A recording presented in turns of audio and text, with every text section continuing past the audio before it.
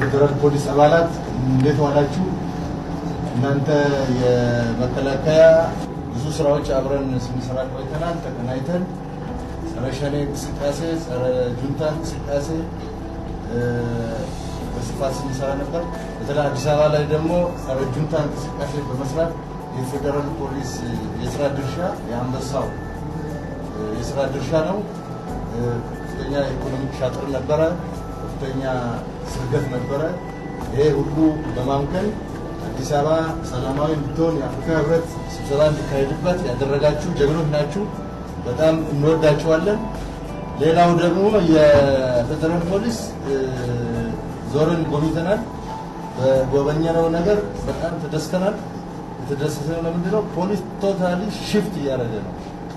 ፖሊስ ድሮ እዚህ ግባ ተብሎ ትኩረት አይሰጠውም የነበረ፣ ቴክኖሎጂ የሚባል አቅም የነበረ፣ በሰው ኃይል ብቻ ነው ግዳጁን ሲወጣ የነበረ።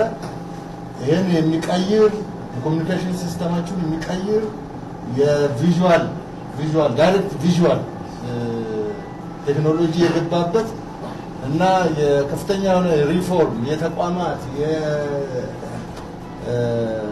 የስልጠና ማዕከላት ላይ ሁሉ ለውጥ የተደረገበት ነው። እኔ በቅርብ እንደማውቀው አደረጃጀቱ አሁን የመጣው በእውነቱ ኢትዮጵያን በከፍተኛ ደረጃ ከፍታ ቦታ ላይ የሚያስቀምጣት ነው። አደረጃጀቱ እንዲሳካ ማገዝ ፈልጋለሁ። በርቱ።